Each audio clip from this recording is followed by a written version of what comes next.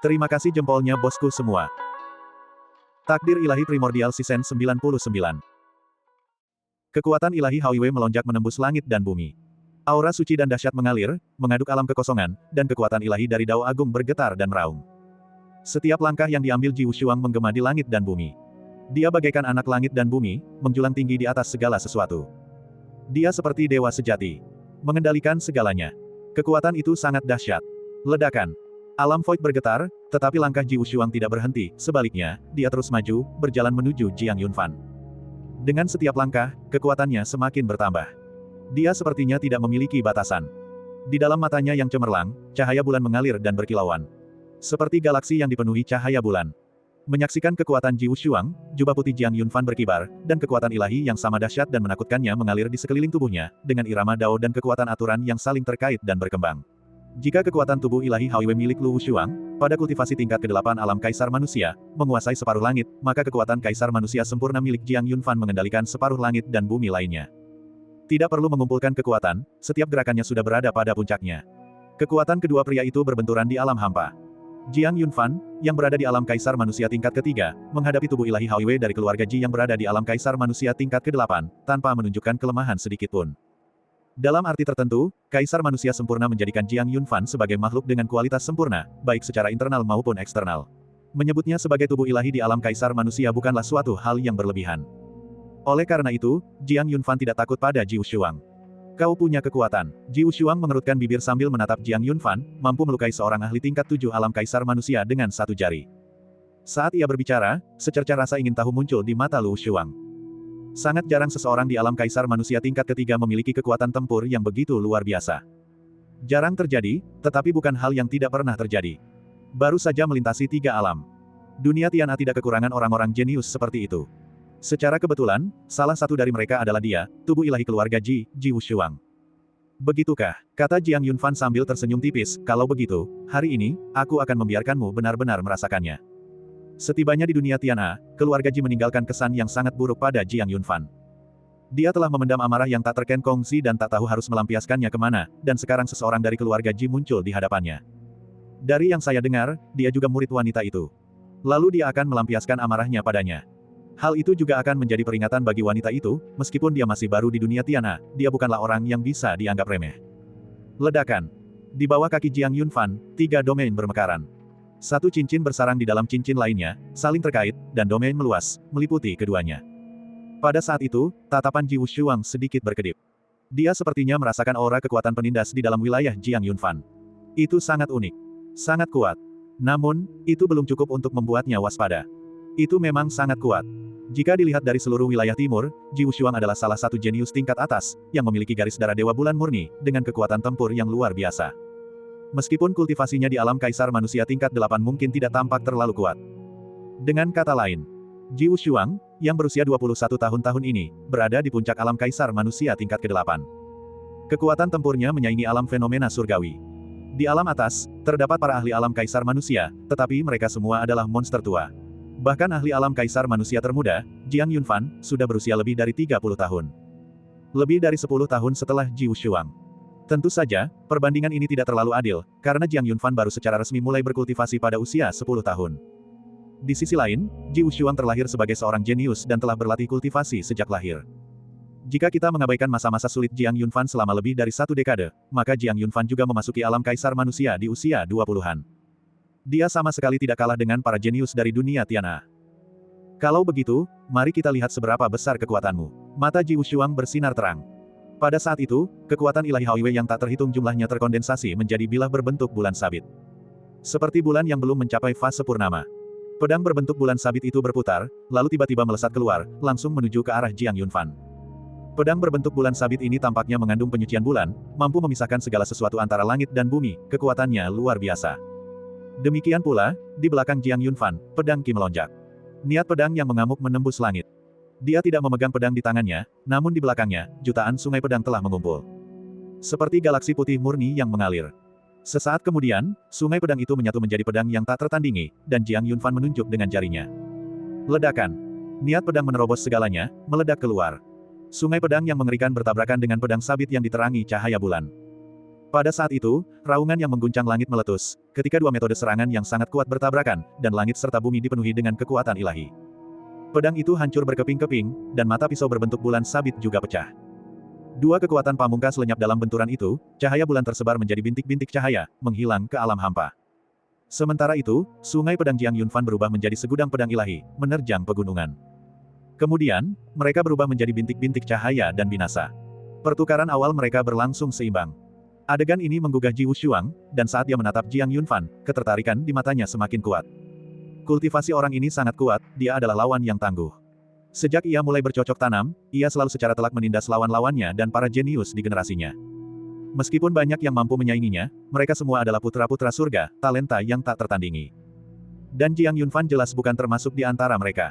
Seseorang dari alam bawah yang baru saja memasuki dunia Tian'a ternyata memiliki kemampuan seperti itu, dan dia bahkan seorang kultivator lepas. Secara logis, seharusnya tidak demikian. Ji Wushuang mengamati Jiang Yunfan dengan saksama, kilatan aneh terpancar di matanya.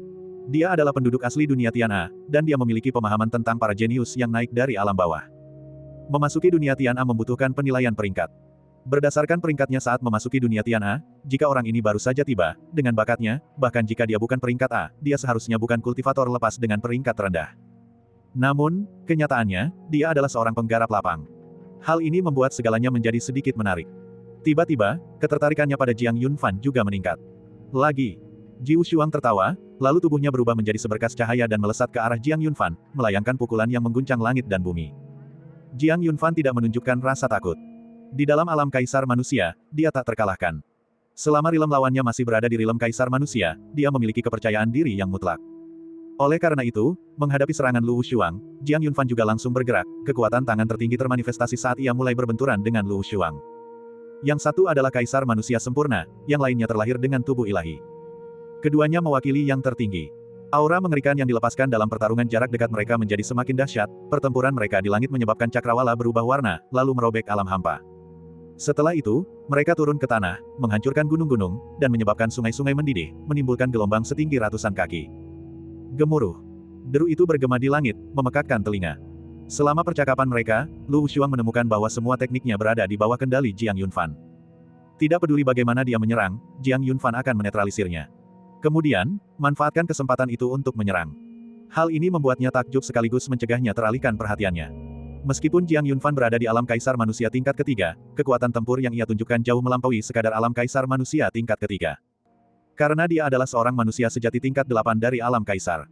Dia bahkan kesulitan untuk menangkis serangannya. Menatap Jiang Yunfan, tatapan Ji Wushuang menjadi semakin serius. Dia sama sekali tidak boleh tertangkap olehnya, jika tidak, kombinasi serangan pasti akan membuatnya dalam kondisi buruk. Namun, begitu pikiran itu muncul, ekspresinya berubah. Brengsek. Bagian 982. Petani dengan kemampuan dan kekuatan budidaya yang tinggi umumnya lebih suka melakukan pengeboman jarak jauh. Mereka menggunakan metode pertempuran yang memukau dan ampuh. Pertempuran jarak dekat jarang terjadi. Setidaknya, para tokoh berpengaruh dari generasi yang lebih tua tidak menyukainya. Integritas generasi lama dari para tokoh berpengaruh tidak akan mengizinkan mereka untuk bertarung dalam pertempuran jarak dekat, karena pertempuran jarak dekat akan sangat merusak citra mereka, kehilangan kehormatan dan muka. Oleh karena itu, pertarungan semacam itu sebagian besar terjadi di antara generasi muda para jenius. Misalnya saja Jiang Yunfan dan Ji Wushuang saat ini. Keduanya terlibat dalam baku tembak jarak dekat yang sengit. Ji Wushuang melakukan langkah pertama. Kultivasinya di alam kaisar manusia tingkat surga ke-8 memberinya keunggulan 5 alam surga atas Jiang Yunfan. Ini adalah satu keuntungan. Kedua, dia adalah keturunan langsung dari garis darah keluarga Ji dari ibu kota ilahi Haoiwei, lahir dengan tubuh ilahi. Tubuh ilahi Haoiwei tidak hanya memberinya kultivasi dan kekuatan tempur yang kuat, tetapi juga memberinya fisik ekstrim yang jauh melampaui para jenius di generasinya. Ini adalah keunggulan keduanya. Tentu saja, ini hanyalah keuntungan yang Ji Wushuang rasakan. Faktanya, apa yang dianggapnya sebagai keunggulan bukanlah keunggulan sama sekali di hadapan Jiang Yunfan.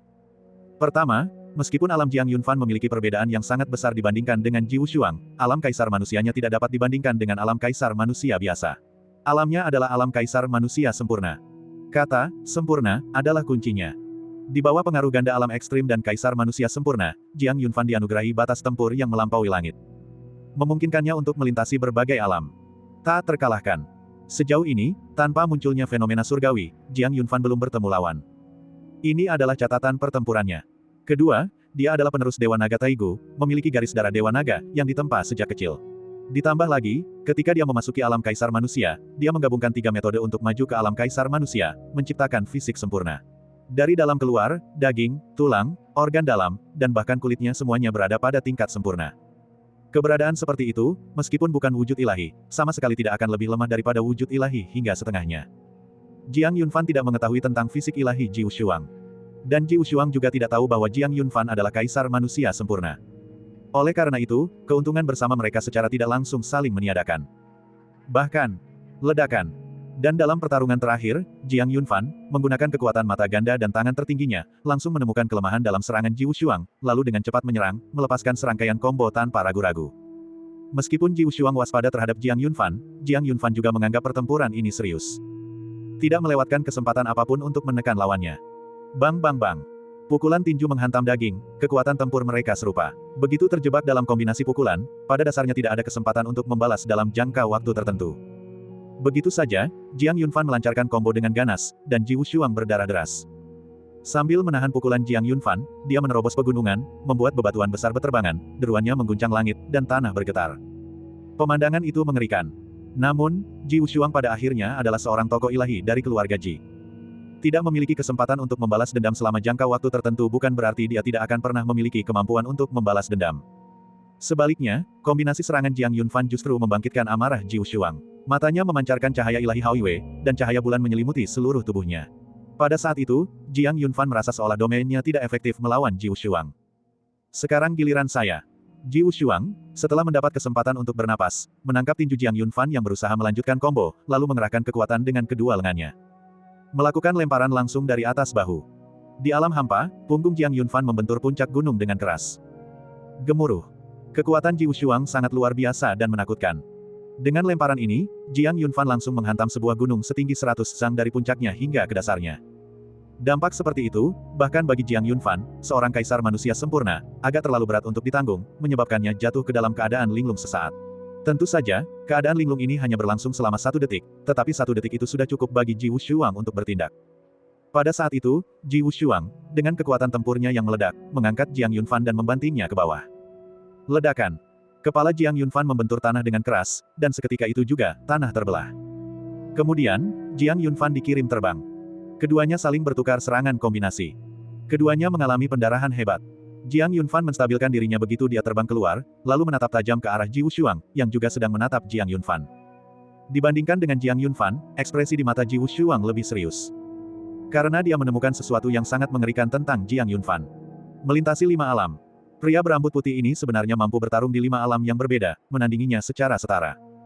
Informasi ini terlalu gila. Sebenarnya, bukan hanya 5 alam, karena dia sendiri adalah seorang jenius yang tak terkalahkan dalam pertarungan lintas alam.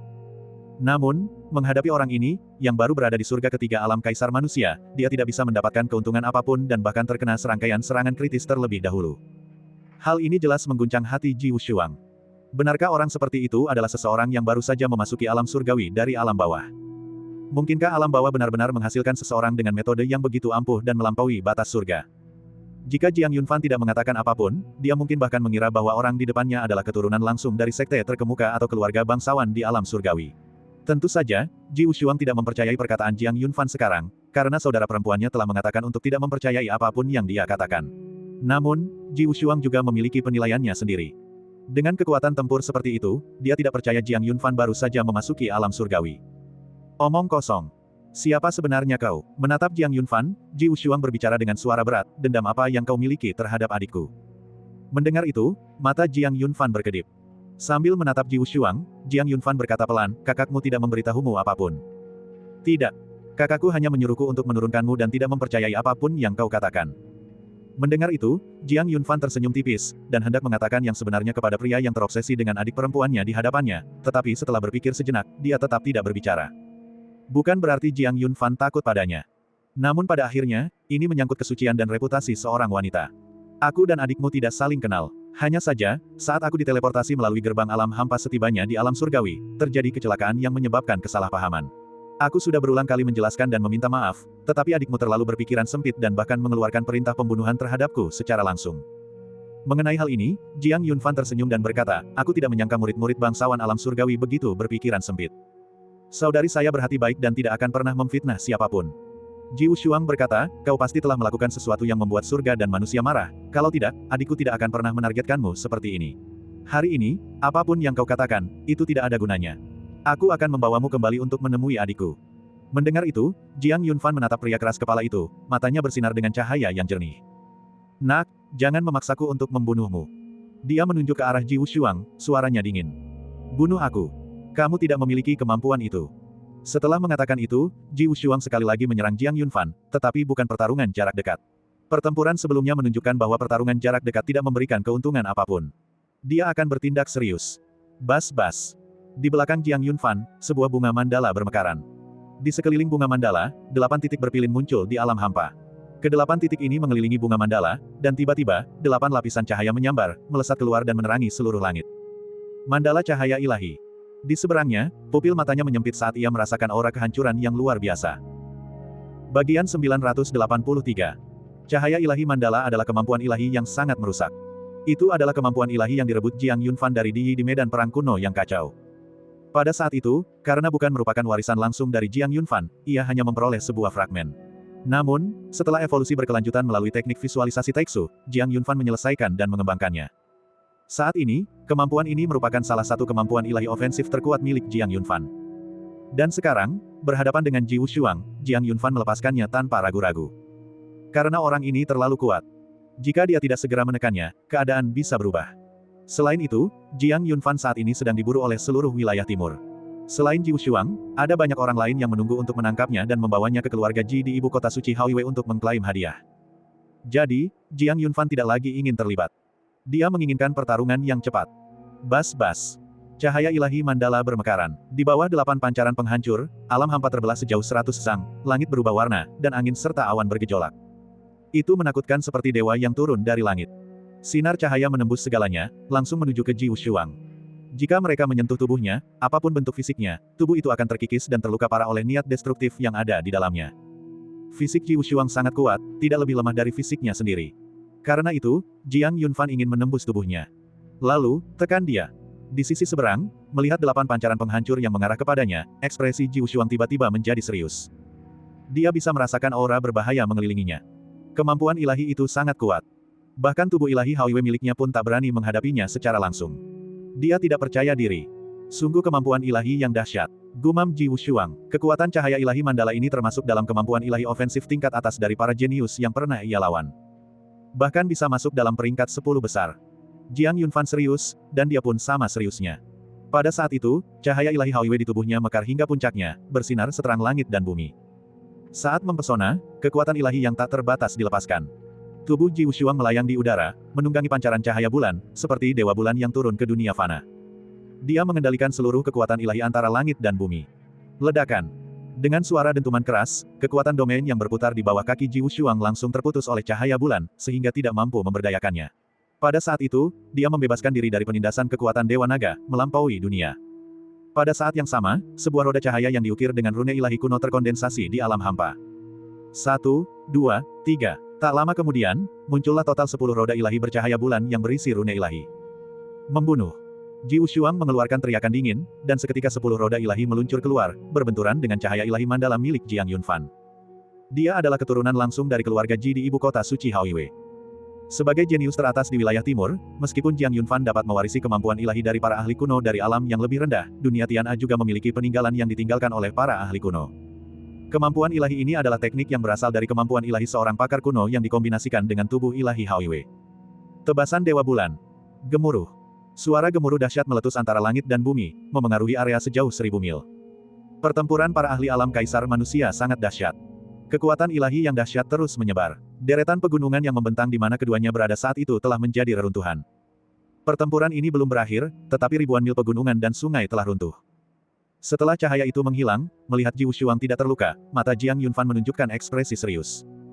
Di antara para kultivator alam kaisar manusia, Ji Wushuang adalah orang pertama yang mampu menahan cahaya ilahi mandala miliknya secara langsung. Demikian pula, Ji Wushuang, yang terkejut karena Jiang Yunfan juga tidak terluka, takjub dengan kemampuan ilahi Jiang Yunfan yang luar biasa. Meskipun bertarung hingga sejauh ini, keduanya masih berimbang. Ji Wushuang tersenyum, anak berambut putih, sulit bagi kita untuk menentukan pemenang. Kau tidak bisa mengalahkanku, dan aku tidak bisa mengalahkanmu. Tapi aku bisa menjebakmu. Hadiah untuk penangkapanmu sudah tersebar di seluruh wilayah timur. Selama ada yang bersekutu denganku, kau akan kesulitan melawan. Saat itu, yang kalah tetaplah kau. Sebagai tanggapan, Jiang Yunfan melengkungkan bibirnya membentuk senyum. Kau benar, selama ada seseorang yang bersekutu denganmu, aku pasti tidak akan mampu menandingimu. Tapi, kamu mengatakan satu hal yang salah. Kau tak akan punya pembantu untuk menekanku bersamamu, karena aku masih memiliki kemampuan ilahi yang belum kugunakan. Pada akhirnya, kau bukanlah lawanku. Ji Wushuang sedikit terkejut, lalu matanya berbinar, bagaimana kau tahu aku tidak memiliki kemampuan ilahi yang belum kugunakan? Milikku lebih kuat daripada milikmu, kata Jiang Yunfan dengan serius. Kemudian, cahaya ilahi memancar dari matanya. Pupil ganda, yang sebelumnya disembunyikan oleh roh pupil, mekar pada saat ini, mengungkapkan wujud aslinya. Pada saat itu, Ji Wushuang merasakan kekuatan yang memadat. Benda itu berputar dan menutup seluruh ruang tersebut. Sangat kuat. Dia ingin bergerak, tetapi sudah terlambat.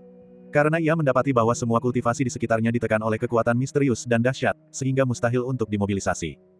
Tubuhnya pun tidak bisa bergerak sedikit pun. Skill pertama dari domain abadi jalur ilahi pertama, hukum waktu, telah diaktifkan. Di mata Jiang Yunfan, semuanya akan tertutup rapat. Ledakan. Jiang Yunfan melayangkan pukulan yang tepat mengenai dada Ji Wushuang. Pukulan itu langsung menghancurkan pakaian bagian atas Ji Wushuang. Pada saat pertama terluka, cahaya ilahi Hao Wei muncul di tubuhnya, berusaha melindungi Ji Wushuang, tetapi berhasil ditekan oleh Jiang Yunfan. Dengan satu pukulan, tubuh Ji Wushuang terkoyak, dan luka-luka menutupi seluruh tubuhnya. Itu seperti retakan yang pecah. Darah berceceran. Ji Wushuang terlempar ke belakang dan menabrak gunung dengan keras. Deru itu memekakkan telinga, dan debu mengepul. Ji Wushuang terbaring di reruntuhan, erangan tertahan keluar dari mulutnya. Ia berjuang untuk bangkit, berjalan keluar dari reruntuhan, satu tangan mencengkeram dadanya. Pancaran ilahi mengalirinya, memperbaiki luka-lukanya, tetapi tubuh ilahinya telah hancur. Meskipun ia masih memiliki kekuatan tempur sekarang, Jiang Yunfan telah dengan tegas merebut keunggulan. Bahkan jika mereka terus bertarung, ia akan kesulitan mengalahkan Jiang Yunfan. Saat menatap Jiang Yunfan, matanya yang seperti bintang menunjukkan ekspresi terkejut. Dia kalah. Dia, dengan garis keturunan Dewa Bulan dan tubuh ilahi Hao Wei, telah menderita kekalahan pertamanya. Dikalahkan oleh seorang pria berambut putih. Melintasi 5 alam. Bukan berarti Ji Wushuang tidak bisa menerima kekalahan, tetapi kekalahan seperti itu membuatnya merasa agak frustrasi. Seorang manusia dengan kultivasi alam Kaisar Surga ke-8 kalah dari seorang manusia dengan kultivasi alam Kaisar Surga ke-3. Siapa yang bisa mempercayainya? Siapa yang berani mempercayainya? Namun, pada akhirnya dia kalah. Kau kalah, kata Jiang Yunfan lirih, menatap Ji Wushuang, yang tubuhnya penuh luka dan pakaiannya berlumuran darah. Tidak ada sedikit pun kesombongan dalam kata-katanya. Seolah-olah dia sudah tahu sejak awal bahwa dia tidak akan dikalahkan. Kemenangan adalah hal biasa di matanya. Ya, aku kalah. Ji Wushuang menundukkan pandangannya. Di antara para jenius alam Kaisar manusia, meskipun aku tidak tak terkalahkan, kau adalah orang pertama yang berhasil menembus tubuh ilahi Hao Wei-ku. Siapa namamu? Tidak perlu. Jiang Yunfan tidak memberitahu Ji Wushuang namanya. Dia sudah menjadi orang yang diburu oleh keluarga Ji. Dia khawatir karena tidak punya tempat untuk bersembunyi, jadi bagaimana dia bisa memberitahukan namanya lagi? Dia tidak bodoh. Aku tidak akan membunuhmu. Aku akan membiarkanmu pergi. Sambil menatap Ji Wushuang, Jiang Yunfan berkata dengan lembut, kau harus tahu bahwa jika aku ingin membunuhmu sekarang, itu akan mudah. Tetapi aku memilih untuk membiarkanmu pergi bukan karena aku takut pada keluarga Jimu, tetapi untuk menukar nyawamu dengan sebuah bantuan, agar adikmu mencabut hadiah buronan itu. Aku datang ke dunia Tian A bukan untuk melarikan diri demi menyelamatkan nyawaku, tetapi untuk berkultivasi. Bagian 984. Jiang Yunfan tidak membunuh Ji Wushuang. Dia mengizinkannya pergi. Ini untuk memberitahu keluarga Ji, dan juga untuk memberitahu kakak perempuan Ji Wushuang, bahwa dia tidak ingin menjadikan keluarga Ji sebagai musuh. Itu juga merupakan sebuah konsesi. Untuk membuat keluarga Ji mencabut hadiah yang ditawarkan untuk penangkapannya. Jika tidak, mengingat kondisinya saat ini, tidak akan ada manfaatnya. Di dunia Tian A, keluarga Ji dianggap sebagai keluarga raksasa. Dia tidak mampu menyinggung perasaan mereka untuk saat ini. Namun Jiang Yunfan hanya akan mengakui kekalahan kali ini saja. Ini adalah kali pertama, dan juga kali terakhir. Jika kakak perempuan Ji Wushuang masih menyimpan dendam terhadapnya dan menolak untuk mencabut hadiah buronan, maka dia tidak akan mundur lagi, dan dia akan membunuh siapapun yang datang. Begitu mencapai tingkat kultivasi tertentu, dia akan memburu anggota keluarga Ji. Tentu saja, dia tidak mengucapkan kata-kata ini kepada Ji Wushuang. Jika dia melakukannya, itu akan terdengar seperti dia mengancam keluarga Ji. Melihat Jiang Yunfan, Ji Wushuang tidak berkata apa-apa, berbalik, dan pergi tanpa menunda lebih lama. Tak lama kemudian, dia menghilang dari pandangan Jiang Yunfan. Melihat musuhnya yang kuat mundur, Jiang Yunfan pun menghela napas lega. Pertempuran telah usai. Meskipun ia telah mengalahkan Ji Wushuang, hal itu telah memakan korban yang cukup besar padanya. Tentu saja, Jiang Yunfan tidak tinggal untuk memulihkan kondisinya, melainkan memilih untuk meninggalkan tempat ini. Karena, ketika Ji Wushuang pergi, dia tidak memberikan jawaban pasti atas saran Jiang Yunfan. Hadiah untuk penangkapan tersebut masih berlaku. Tinggal di ibu kota suci Haoiwei sangat berbahaya. Sebelumnya, pria yang telah ia lukai parah itu juga mengatakan bahwa tidak semua kultivator lepas di seluruh wilayah timur berada di alam kaisar manusia, ada juga yang berada di alam fenomena surgawi. Meskipun Jiang Yunfan tak terkalahkan di alam kaisar manusia, jika dia bertemu dengan seorang ahli yang kuat di alam fenomena surgawi, itu tetap akan menjadi masalah. Pada akhirnya, tingkat kultivasinya saat ini terlalu lemah. Jika tidak, mengapa dia takut dikejar oleh keluarga Ji? Tempat ini tidak cocok untuk tinggal lama, kata Jiang Yunfan, lalu berbalik dan pergi ke arah yang berlawanan. Ia melakukan perjalanan dengan sangat cepat, meninggalkan ibu kota suci Haoiwei yang berjarak ratusan ribu mil dalam sehari. Di sepanjang jalan, ia melewati banyak kota kecil, tetapi Jiang Yunfan memilih untuk tidak memasuki salah satu pun dari kota-kota tersebut, melainkan tinggal di antara pegunungan dan sungai di luar kota-kota itu. Itu lebih aman. Di alam surgawi, kultivator lepas adalah yang paling banyak jumlahnya. Hanya Tuhan yang tahu ahli dan lawan tangguh macam apa yang mungkin dia temui begitu memasuki sebuah kota. Sebagai perbandingan, pegunungan lebih aman, setidaknya saat beristirahat, dia tidak perlu terus-menerus merasa waspada. Di sebuah lembah, Jiang Yunfan membuat api unggun untuk menghangatkan diri. Pada saat yang sama, dia mengatasi rasa laparnya. Dia tidak memburu yaobis, tetapi menangkap beberapa ayam dan kelinci liar. Meskipun rasa daging yaobis jauh lebih unggul daripada hewan liar biasa, mereka terlalu merepotkan. Jika pertempuran melibatkan yaobis yang kuat, itu akan menjadi kontraproduktif. Setelah membersihkan kelinci liar dan ayam, Jiang Yunfan memanggangnya di atas api. Daging kelinci dipanggang, sedangkan ayam hutan dibungkus lumpur lalu dipanggang. Ini disebut ayam pengemis. Makanan itu diciptakan oleh para pengemis dan rasanya sangat enak. Sambil memandang makanan yang harum itu, pupil spirit duduk di samping, menggosok-gosok tangannya dan terkekeh. Sudah siap untuk dimakan. Melihat pupil spirit yang tak sabar lagi, Jiang Yunfan berkata pelan. Mendengar itu, murid spirit segera mengambil daging kelinci panggang dan mulai memakannya. Tidak ada bumbu sama sekali, kalau ada pasti akan lebih harum, kata pupil spirit sambil berkomentar saat makan. Jiang Yunfan memutar matanya ke arahnya, sekarang sudah jam berapa, dan kau masih pilih-pilih. Cukup dapat sesuatu untuk dimakan. Itu benar. Yunfan, menurutmu apakah wanita jahat itu akan mencabut hadiah buronan itu? Tanya roh pupil kepada Jiang Yunfan, mulutnya berminyak karena makan, sambil mengecap bibirnya saat berbicara. Tatapan Jiang Yunfan tenang, aku sudah memberikan konsesi. Jika dia masih menolak untuk menyerah, lain kali kita bertemu, aku akan membunuhnya. Jiang Yunfan juga memiliki batasan. Ini adalah batas absolut dari apa yang bisa dia berikan. Wanita secantik itu, kau sanggup. Roh murid terkekeh. Tidak ada yang tidak bisa kutanggung. Aku dan dia tidak punya hubungan keluarga, dan aku juga tidak menyukainya. Sekalipun aku berbuat salah padanya hari itu, aku telah menyelamatkan nyawa adik laki-lakinya, yang sudah cukup untuk membalas dendam. Jika dia masih menolak untuk menyerah, maka biarlah aku membunuhnya. Duduk di dekat api unggun, Jiang Yunfan memegang sepotong kaki ayam, matanya sedikit berkedip. Cahaya api terpantul di dalamnya, memancarkan cahaya merah di wajahnya. Setelah pertemuan usai, dia bertanya-tanya bagaimana kabar gadis kecil bernama Bulan Ungu itu. Jiang Yunfan tidak mengkhawatirkannya. Dia adalah talenta tingkat atas di pertemuan alam surgawi, bakatnya melampaui batas talenta tingkat atas, jadi dia pasti akan menjadi kandidat yang sangat dicari oleh berbagai sekte. Jiang Yunfan hanya bertanya-tanya sekte mana yang akan diikuti gadis kecil itu untuk berkultivasi. Setelah mereka berpisah, tidak ada kabar apapun. Meskipun Jiang Yunfan telah berjanji untuk mengunjunginya, sekarang dia bahkan tidak tahu di mana dia berlatih kultivasi. Tampaknya tenggat waktu ini akan diperpanjang. Ibu kota ilahi Haoiwei, keluarga Ji. Ji Wushuang telah kembali. Ia pergi dengan pakaian putih yang megah, sendirian, tetapi kembali berlumuran darah dan terluka parah. Dia kembali tanpa berkata apa-apa. Dia tidak membuat siapapun di keluarga khawatir. Setelah pulang, dia langsung pergi ke kamar tidur kakak perempuannya, Ji Fengwu. Di luar aula, pelayan Ji Fengwu sedang membawa makanan penutup, bersiap membawanya ke dalam ruangan, ketika tiba-tiba dia melihat Ji Wushuang, berlumuran darah. Karena terkejut, makanan penutup di tangannya jatuh ke tanah. Muda.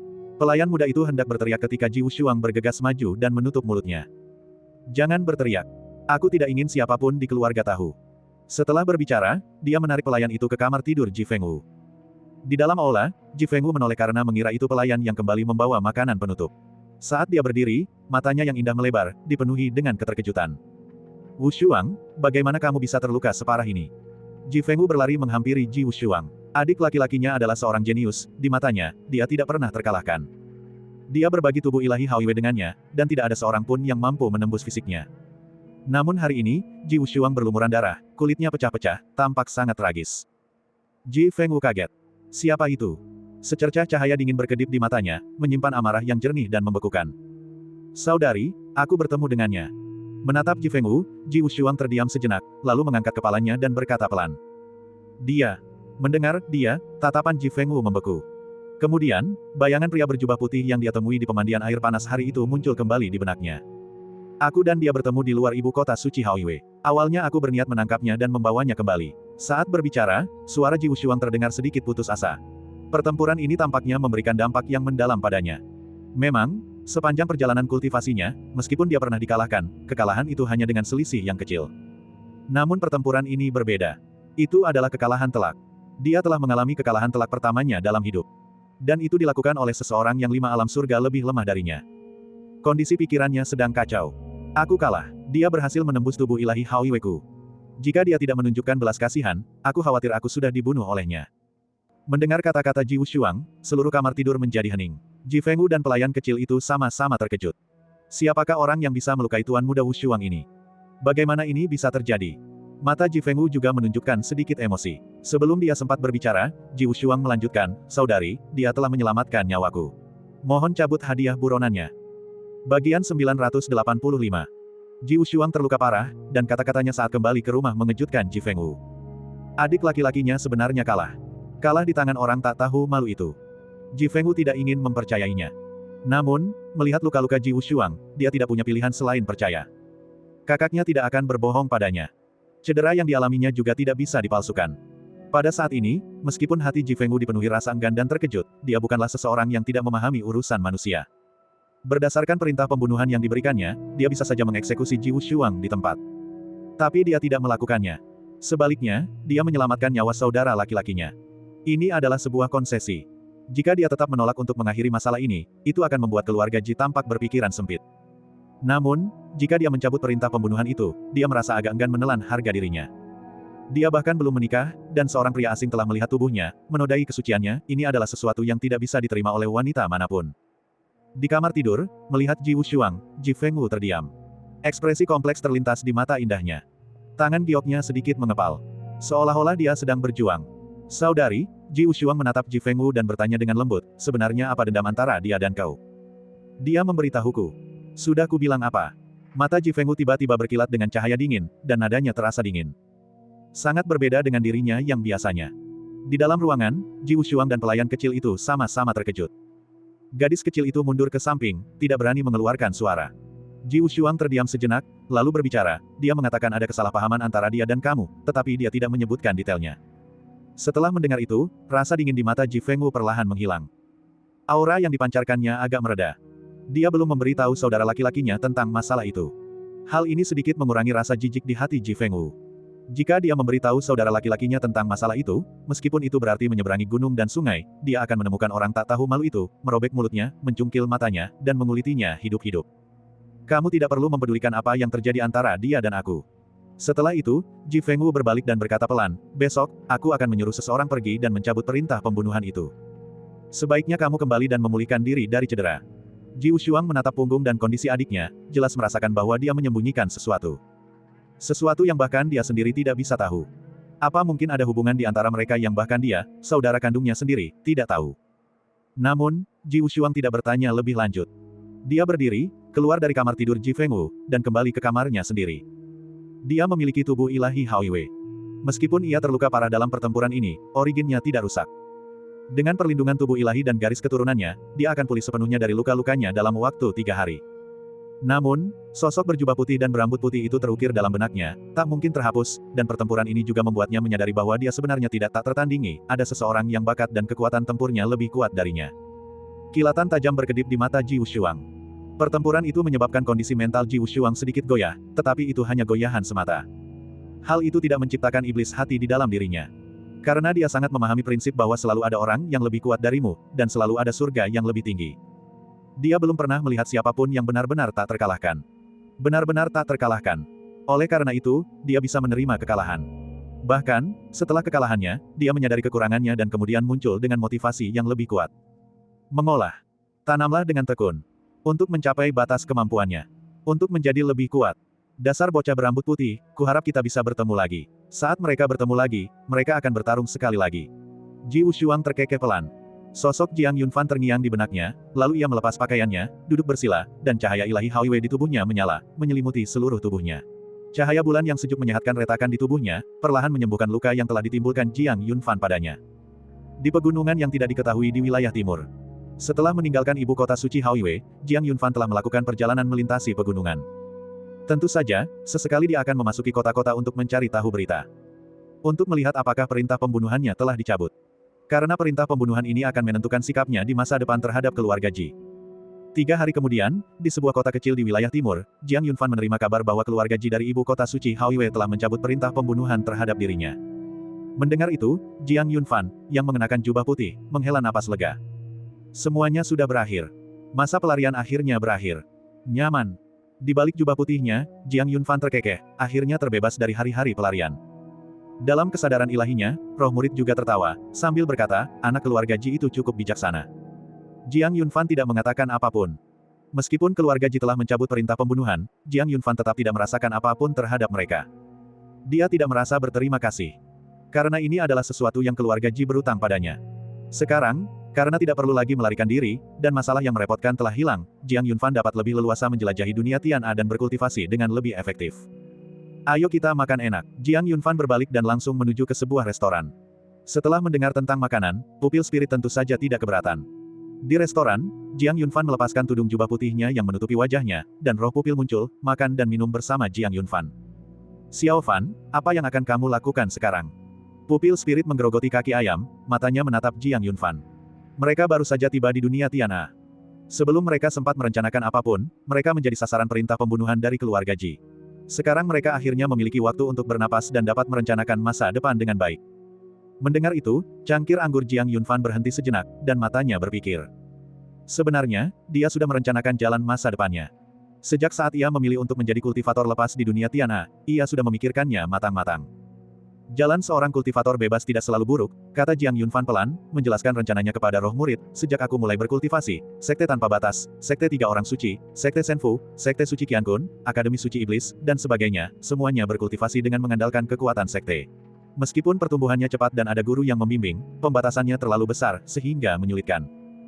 Jadi, setelah tiba di alam surgawi, saya berencana untuk menjadi kultivator lepas, berkelana ke seluruh alam surgawi, mendapatkan pengalaman dan berlatih kultivasi. Dengan kehadiranmu di sini, ada atau tidaknya seorang guru yang membimbingku sebenarnya tidak terlalu penting. Pupil spirit merasa sangat senang dengan pujian Jiang Yunfan. Jiang Yunfan diajari langsung olehnya, dan jika dibandingkan dengan guru-guru Jiang Yunfan lainnya, roh murid dengan berani menyatakan, sambil menggebrak meja, bahwa dia tidak kalah hebatnya dengan siapapun di antara mereka. Bahkan, mereka mungkin tidak bisa dibandingkan dengannya. Dalam hal ini, pupil spirit merasa yakin. Aku memahami kondisiku sendiri, jalan ilahi keempat belum terbuka, dan masih membutuhkan 7 harta karun berusia 10.000 tahun atau lebih untuk melepaskan dan membangkitkan kekuatan Dewa Naga dari Dewa Naga keempat. Jadi, hal pertama yang perlu kulakukan di alam surgawi adalah mengumpulkan 7 harta karun yang tersisa untuk membuka jalan ilahi keempat. Hal kedua adalah mencari darah naga. Untuk membawa kekuatan Dewa Naga ke puncaknya, darah esensi Dewa Naga dibutuhkan. Kau pernah mengatakan bahwa 10 Dewa Naga Agung jatuh di zaman kuno, dan darah esensi mereka tersebar di berbagai dunia, jadi alam surgawi tentu saja tidak terkecuali. Jika aku bisa mendapatkan 3 darah esensi Dewa Naga di 3000 dunia kecil, aku bisa melakukan hal yang sama di alam surgawi. Hal ketiga adalah untuk berlatih dan menjadi lebih kuat. Inilah poin terpenting. Hanya dengan menjadi kuat aku bisa mendapatkan pijakan di alam surgawi. Tentu saja, tujuanku bukanlah alam surgawi, melainkan alam abadi. Pada saat itu, cahaya terang berkedip di mata Jiang Yunfan. Alam keabadian adalah tempat King Luan berada. Sambil menatap Jiang Yunfan, roh pupil mendengarkan dengan tenang, tanpa menyela. Karena, sejauh ini, dia setuju dengan rencana Jiang Yunfan. Tidak ada masalah. Poin terakhir, dan juga salah satu alasan saya memilih untuk menjadi kultivator bebas, adalah bahwa tanpa batasan aturan, saya dapat dengan bebas berkelana ke setiap sudut alam surgawi sampai saya menemukannya. Kebaikan ini tertanam dalam di hati Jiang Yunfan, sampai dia menemukan Su Yonghuang, Jiang Yunfan tidak bisa tenang. Cara membalas budinya bisa dibahas nanti. Saat ini, yang paling ingin diketahui Jiang Yunfan adalah apakah dia masih hidup.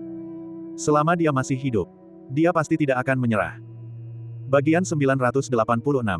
Pupil spirit secara alami memahami hal ini. Su Yonghuang. Ini adalah rintangan di hati Jiang Yunfan. Faktanya, hal itu telah menjadi obsesi yang mendalam di hati Jiang Yunfan. Terkadang, ketika memikirkan Su Yonghuang, roh murid bahkan merasakan kekaguman padanya. Karena dialah yang membuat pupil spirit mengubah pandangannya tentang pupil ganda. Sebelumnya, Ajarannya kepada Jiang Yunfan adalah, setiap kali kau bertemu dengan seseorang yang memiliki dua mata, bunuh dia. Jika tidak, akan ada masalah yang tak ada habisnya. Namun, Su Yonghuang, dengan kekuatannya sendiri, berhasil mempengaruhi roh murid. Tentu saja, itu hanyalah keraguan bagi Su Yonghuang. Lagi pula, ada terlalu banyak orang dengan mata ganda di dunia ini, tetapi hanya ada satu Su Yonghuang. Wanita ini membuat roh murid tidak mampu merasakan permusuhan apapun. Dia berani mencintai dan membenci. Dia menjalani hidup yang penuh dengan pembalasan cepat, dan meskipun berasal dari keluarga terkemuka, dia memiliki semangat Jianghu yang tidak dimiliki oleh banyak murid dari keluarga seperti itu. Ini sangat jarang terjadi. Su Yonghuang menyukai Jiang Yunfan, roh murid mengetahui hal ini. Dia sudah mengetahuinya sejak lama. Sama seperti yang dia lihat saat itu, Xia Qingluan sebenarnya tidak berniat mencelakai Jiang Yunfan. Jiang Yunfan juga tahu. Hanya saja hatinya sudah ditempati oleh satu orang, tidak mampu memberi ruang untuk Su Yonghuang, jadi dia menjaga jarak dengannya. Bahkan ketika Qingluan dilanda cahaya malapetaka dan berada di ambang kematian, Jiang Yunfan tidak menerima kebaikan Su Yonghuang. Jika dia tidak menyukainya, dia tidak akan mempermainkannya. Jiang Yunfan selalu melakukannya dengan sangat baik. Namun, Su Yonghuang juga sangat mirip dengan Jiang Yunfan, suka ya suka. Kamu tidak menyukaiku, tapi aku tetap menyukaimu. Sama seperti pepatah, apakah kamu menyukaiku atau tidak adalah urusanmu, dan apakah aku menyukaimu atau tidak adalah urusanku. Lalu, dia menatap Jiang Yunfan. Pupil spirit masih ingat apa yang dikatakan Su Yonghuang kepada Jiang Yunfan saat itu, bisakah aku menjadi matamu? Dia berhasil melakukannya. Dia benar-benar menjadi mata Jiang Yunfan. Setelah berpikir sejenak, dia menatap Jiang Yunfan lagi, dan emosi yang kompleks masih terpancar di mata Jiang Yunfan. Yunfan, apakah kamu masih bisa membedakan perasaanmu terhadap Su Yonghuang sekarang? Pupil spirit bertanya sambil makan paha ayam. Mendengar itu, Jiang Yunfan mendongak ke arah roh murid, mengerutkan bibir, lalu berkata pelan, ya. Apakah itu tidak pernah berubah? Itu tidak pernah berubah. Kali ini, suara Jiang Yunfan terdengar sangat tegas. Mendengar itu, roh murid menghela napas pelan, sebenarnya, bahkan jika kau benar-benar menerima Su Yonghuang, kurasa Qingluan akan menjawab. Su Yonghuang adalah gadis yang baik, demi kamu, dia rela kehilangan penglihatannya. Sekalipun kau menemukannya, bagaimana kau akan memberinya kompensasi dan merawatnya seumur hidup? Tetapi pernahkah kau berpikir, sekalipun kau menemukannya dan ingin merawatnya, posisi apa yang akan kau tempatkan dirimu sendiri, dan posisi apa yang akan kau tempatkan dia? Kau tahu dia menyukaimu, dan kau juga tahu bahwa dengan memberikan tatapannya padamu, dia tidak mencari imbalan, melainkan ingin kau memberi sedikit ruang untuknya di hatimu. Mendengar kata-kata roh murid, Jiang Yunfan terdiam. Dia memahami semua yang dikatakan oleh pupil spirit. Dia bisa melakukan 1000 hal untuk Su Yonghuang, tetapi satu hal ini, dia tidak bisa melakukannya. Bukan berarti dia berhati dingin. Bukan juga karena dia tidak tahu berterima kasih. Hanya saja, perasaan bukanlah sesuatu yang bisa diberikan begitu saja. Seandainya dia tidak bertemu Qingluan, dia pasti akan menerima Su Yonghuang dan memperlakukannya dengan baik. Namun, takdir memang seperti itu. Dia bukanlah pasangan yang ditakdirkan untuk Su Yonghuang. Mereka ditakdirkan untuk bertemu tetapi tidak untuk bersama. Melihat Jiang Yunfan terdiam, roh pupil tidak melanjutkan pembicaraan. Dia hanya ingin tahu seberapa besar arti Su Yonghuang di hati Jiang Yunfan. Bocah bodoh ini selalu lambat menyadari hal-hal yang berkaitan dengan perasaan. Perhatiannya hanya tertuju pada pengembangan diri. Penanaman. Jadi, dia memberi sedikit dorongan pada Jiang Yunfan. Sisanya diserahkan kepada Jiang Yunfan untuk dipertimbangkan sendiri, karena dia juga tahu bahwa urusan hati tidak bisa dipaksakan. Di seberangnya, Jiang Yunfan sedang berkonflik batin. Dia tidak bergerak atau berbicara, mempertimbangkan dengan serius apakah perasaannya terhadap Su Yonghuang benar-benar telah berubah, secara halus dan tanpa disadari, seperti yang dikatakan roh murid. Namun, pada akhirnya, jawaban Jiang Yunfan adalah tidak. Seperti biasa. Terhadap Su Yonghuang, dia tetap memperlakukannya dengan rasa terima kasih, meskipun merasa sangat bersalah dan berhutang budi. Sedangkan soal perasaan, dia memilikinya. Hanya saja mereka belum mencapai level tersebut. Fiuh, Jiang Yunfan menarik napas dalam-dalam, menekan emosi tersebut, lalu menatap roh pupil dan melanjutkan, aku belum selesai bicara. Selain 4 hal yang baru saja kusebutkan, masih ada satu hal lagi. Hah. Pupil spirit agak lambat bereaksi. Karena Jiang Yunfan mengubah topik pembicaraan terlalu cepat, dia tidak bisa mengikutinya. Apakah kau masih ingat bagaimana aku mendapatkan tetes ketiga darah esensi Dewa Naga? Tanya Jiang Yunfan pelan. Mendengar kata-kata itu, pupil spirit tiba-tiba terkejut. Masalah ini sudah terlalu lama berlalu. Dia hampir melupakannya, tetapi dengan pengingat dari Jiang Yunfan, ingatan roh murid itu langsung muncul kembali. Naga abadi yang tak tertandingi. Tanya roh murid. Jiang Yunfan mengangguk. Itu diberikan kepadaku oleh Jiang Yunfan di masa depan.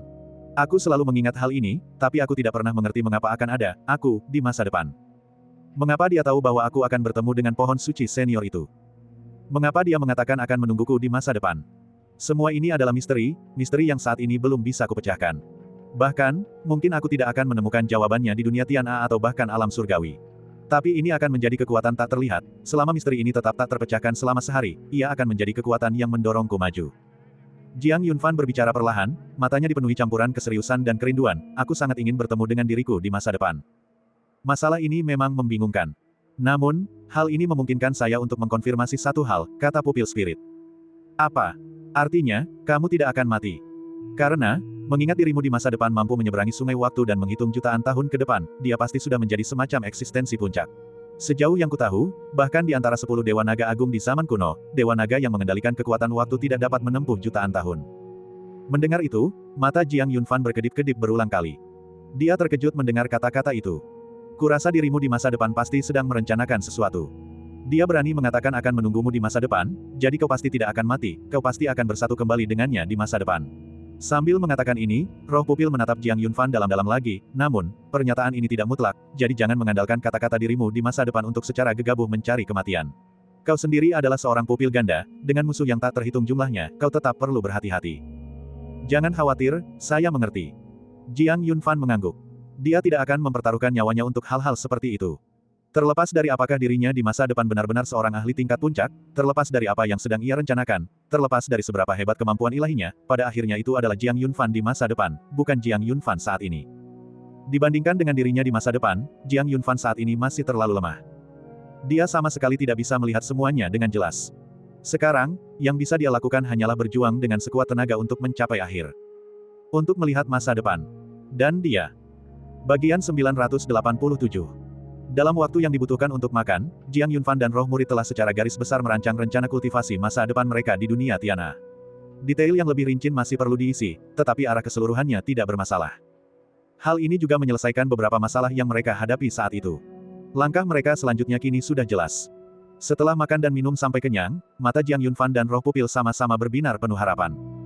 Mulai hari ini, kultivasi mereka di dunia Tiana resmi dimulai. Langkah pertama adalah menemukan 7 harta karun berusia 10.000 tahun atau lebih untuk mengaktifkan jalan ilahi keempat. Banyak hal yang bisa saling terkait dengan langkah ini.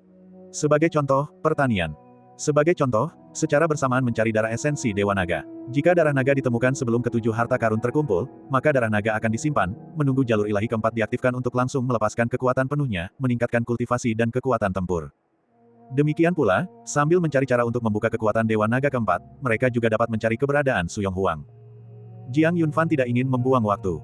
Semakin cepat dia menemukan Su Yonghuang, semakin cepat obsesi di hatinya bisa dihilangkan. Setelah masalah ini terselesaikan, dia akan berlatih lebih giat lagi. Dia akan mengerahkan kekuatannya hingga batas maksimal. Dan seranglah alam abadi. Untuk bersatu kembali dengan King Luan di sana. Inilah hal yang paling ia pedulikan di lubuk hatinya. Tanpa terkecuali. Setelah makan, roh murid menepuk perut kecilnya yang bulat dan kembali ke indera ilahi Jiang Yunfan, sementara Jiang Yunfan berdiri untuk membayar tagihan, bersiap untuk pergi. Namun, tepat setelah membayar anggur, dia menjadi sasaran sekelompok orang. Mereka adalah sekelompok kultivator. Dengan kata lain, petani lepas. Kultivasi mereka sama sekali tidak lemah. Jiang Yunfan memandang mereka, matanya sedikit berkedip, alisnya yang seperti pedang berkerut. Minggir. Dia berbicara dengan suara pelan. Mendengar ini, kultivator lepas yang berada di hadapannya mengamati Jiang Yunfan dan terkekeh. Pakaian putih, rambut putih, penampilan identik, apakah kau orang yang diperintahkan untuk dibunuh oleh keluarga Ji dari ibu kota suci Haoiwei? Jiang Yunfan tidak menjawab. Dia tidak berniat membuat masalah. Melihat bahwa mereka tidak mundur, Jiang Yunfan langsung berjalan mengraoi mereka. Namun, mereka tidak berniat membiarkan Jiang Yunfan pergi, dan sekali lagi menghalangi jalannya. Nak, keluarga Ji menguasai seluruh wilayah timur, dengan fondasi yang kuat. Dengan satu perintah dari keluarga Ji, tidak ada seorang pun di seluruh wilayah timur yang berani melawan. Saudara-saudara kita sedikit penasaran, bagaimana tepatnya kau memprovokasi keluarga Ji hingga mereka mengeluarkan perintah pembunuhan di seluruh wilayah timur. Salah satu dari mereka tersenyum sambil menatap Jiang Yunfan, rasa ingin tahu terpancar di matanya. Tepat sekali, kita semua adalah penggarap bebas, ceritakanlah tentang itu. Keluarga Ji telah mencabut perintah pembunuhan terhadap saya. Saya tidak memiliki hubungan lebih lanjut dengan keluarga Ji, dan saya tidak berkomentar mengenai permintaan Anda. Dengan begitu, Jiang Yunfan mengulurkan tangan dan mendorong pria yang menghalangi jalannya. Kau berani menyentuhku. Seketika itu juga, ekspresi pria itu berubah, seolah-olah dia sengaja menunggu Jiang Yunfan untuk menyerangnya. Yang lainnya juga mengubah ekspresi mereka. Ki mereka dilepaskan, mengelilingi Jiang Yunfan.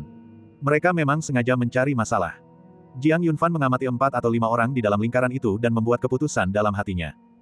Penampilan mereka tidak menunjukkan bahwa mereka adalah orang baik.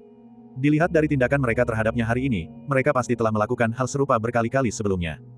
Sekumpulan pencuri kecil, Jiang Yunfan mencibir. Matanya dipenuhi rasa jijik. Mendengar itu, wajah beberapa orang tersebut menjadi sangat muram, dan mereka mulai menyerang. Kelimanya adalah penggarap lahan bebas. Di dunia Tiana, mendapatkan sumber daya kultivasi bukanlah hal mudah, jadi mereka biasanya menerima perintah pembunuhan untuk mendapatkan imbalan atas kultivasi mereka. Mereka juga terlibat dalam perampokan, tetapi mereka hanya merampok kultivator, tidak pernah menindas orang biasa. Mereka memiliki reputasi kecil di kota kecil ini. Banyak petani penggarap lahan terbuka telah menderita akibat ulah mereka. Melihat Jiang Yunfan menjadi sasaran mereka, beberapa orang di restoran itu dengan bijak membayar tagihan mereka dan pergi. Mereka tak berani tinggal sedetik pun lagi. Lagi pula, tak seorang pun dari mereka ingin mencari masalah. Melihat ini, pemilik restoran tak kuasa menahan diri dan, sambil menarik Jiang Yunfan, berbisik, "Adikku, tundukkan kepalamu dan biarkan saja. Kau sial bertemu mereka, kau tak bisa melawan mereka sendirian. Berikan saja apapun yang mereka inginkan, itu lebih baik daripada kehilangan nyawamu." Sambil menatap pemilik toko, Jiang Yunfan bertanya, apakah mereka pernah membunuh orang sebelumnya. Penjaga toko itu mengangguk, tampak ketakutan. Meskipun begitu, mereka agak terhormat. Mereka tidak akan menyakiti siapapun yang tidak melawan, tetapi mereka yang melawan akan menyakiti siapapun. Pada saat itu, Jiang Yunfan mengerti. Mereka yang menerima takdirnya baik-baik saja, mereka yang tidak menerimanya semuanya terbunuh. Seketika itu juga, kilatan dingin muncul di mata Jiang Yunfan. Logika macam apa ini? Anda dirampok dan Anda tidak diizinkan untuk melawan. Pak Tua, minggir, salah satu pria bertubuh besar itu membentak pemilik toko. Seketika, pemilik toko gemetar seluruh tubuhnya, hampir berlutut di tanah. Mata Jiang Yunfan sedikit menyipit, mencermati semuanya. Nak, jangan coba-coba, karena keluarga Ji telah mengeluarkan perintah pembunuhan terhadapmu, kau pasti memiliki banyak harta benda. Serahkan semuanya, dan kami tidak perlu repot-repot melakukannya sendiri. Selama kamu bersikap bijaksana, kita semua bisa berteman, dan kamu akan terhindar dari rasa sakit fisik. Ayo cepat. Berteman, Jiang Yunfan berkata sambil tersenyum tipis, apakah kamu pantas? Aku memiliki harta karun. Tapi Anda perlu memiliki kemampuan untuk menerimanya. Setelah itu, Jiang Yunfan berkata dengan lembut, ini bukan tempat untuk berkelahi. Jika kau berani, ikuti aku keluar. Kemudian, Jiang Yunfan melangkah ke udara, menghilang dari restoran. Kilatan tajam berkelebat di mata kelima pria itu. Tanpa berkata apa-apa lagi, mereka langsung mengikuti. Mereka sudah mengincar Jiang Yunfan, si daging gemuk ini, dan sama sekali tidak bisa membiarkannya lolos. Di mata mereka, Jiang Yunfan hanyalah seorang kultivator lepas. Mengapa keluarga Ji menginginkannya? Dia pasti telah mencuri sesuatu dari keluarga Ji sehingga dikejar. Jadi, terlepas dari apakah keluarga Ji telah mencabut perintah pembunuhan, dalam pikiran mereka, Jiang Yunfan setara dengan seorang tuan tanah kaya. Jika mereka merampoknya, mereka pasti akan mendapatkan sumber daya yang melimpah untuk pertanian mereka. Setelah kultivasi mereka meningkat, mereka dapat menerima perintah pembunuhan yang lebih canggih dan mendapatkan imbalan yang besar. Keenamnya, satu demi satu. Langsung meninggalkan kota. Saat para ahli alam kaisar manusia bertarung, keributan yang terjadi tidaklah kecil. Terdapat terlalu banyak bangunan di dalam kota sehingga sulit untuk bertempur dengan bebas, tetapi di luar kota, daerah itu sepi, dan mereka dapat bertempur sesuka hati. Jiang Yunfan sudah memutuskan untuk membunuh kelima orang ini. Kelompok orang ini benar-benar tercela. Semua orang harus membunuh mereka. Di daerah pegunungan yang terpencil, Jiang Yunfan berhenti, menunggu mereka menyusul. Dasar bocah, kau masih berani berhenti. Di antara kelima orang itu, pria bertubuh kekar itu jelas merupakan pemimpinnya. Kekuatannya juga yang terkuat. Dia berada di alam surga ke-6 dari alam kaisar manusia. Kultivasi seperti itu tidaklah lemah di alam atas mereka, tetapi belum cukup untuk dianggap kuat di dunia Tiana. Faktanya, di mata Jiang Yunfan, itu belum cukup. Di mata Jiang Yunfan, semua alam di bawah alam fenomena surgawi tidak berbeda dengan sampah. 5 orang di depannya pada dasarnya adalah 5 sampah masyarakat. Tidak, mereka bukan sekadar sampah, mereka adalah sampah yang paling menjijikkan. Tentu saja. Jiang Yunfan berdiri dengan tangan di belakang punggung, tersenyum sambil berkata, lingkungan di sini bagus, terpencil dan tak berpenghuni. Sempurna untuk membunuh. Bagian 988. Tempat ini sangat bagus, sempurna untuk membunuh. Melihat kelima orang itu, Jiang Yunfan berkata sambil tersenyum, tempat ini luas, tidak perlu bersikap sopan padaku. Jika kalian meninggal, katakan saja di mana kalian ingin dimakamkan, dan aku akan mengaturnya untuk kalian. Begitu kata-kata itu terucap, kelima orang di seberang langsung bereaksi dengan kesal. Arogan. Bagaimana mungkin orang ini begitu sombong? Dengan tingkat kultivasi 3 surga di alam kaisar manusia yang masih sangat rendah, siapa yang memberinya keberanian untuk bersikap begitu sombong? Dia benar-benar memilih tempat pemakaman mereka. Dia sama sekali tidak tahu bagaimana menulis kata kematian. Nak, hanya karena kalimat itu, aku akan memastikan kau tidak mati dengan cara yang baik nanti. Kata pria kasar itu dingin, matanya berkilat dengan cahaya yang ganas. Mereka tidak baru melakukan bisnis ilegal semacam ini selama 1 atau 2 hari. Tubuh mereka dipenuhi aura pembunuh. Bahkan tatapan mereka pun menakutkan. Tapi Jiang Yunfan tidak takut. Menghadapi 5 kultivator lepas yang tingkat alamnya jauh lebih tinggi darinya, Jiang Yunfan tetap sangat tenang. Ekspresinya setenang sumur kuno.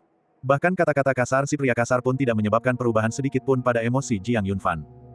Hari ini adalah hari kematian kalian berlima. Jiang Yunfan berkata dengan lembut, cahaya dingin berputar di matanya, ketajamannya sepenuhnya terungkap, para kultivator lepas yang mati di tangan kalian tak terhitung jumlahnya. Membunuh kalian hari ini dianggap sebagai penghapusan bahaya bagi orang-orang, dan juga membalas dendam atas mereka yang mati di tangan kalian, menenangkan jiwa mereka di surga. Saat dia berbicara, pancaran cahaya ilahi berkedip-kedip di sekitar tubuh Jiang Yunfan. Wilayah kekuasaannya terbentang di bawah kakinya. Sajak dan aturan Dao yang menakutkan saling terkait, membentuk satu demi satu kekuatan ilahi yang mengerikan. Apakah kalian akan datang satu persatu, atau sekaligus? Saat menatap Jiang Yunfan, niat membunuh terpancar dari mata kelima orang di hadapannya. Pria kasar yang memimpin mereka sedikit menyipitkan matanya, anak ini punya bakat. Tidak perlu bicara soal moralitas dengannya. Bos benar, ayo kita semua serang dan bunuh dia. Mendengar itu, Jiang Yunfan tersenyum.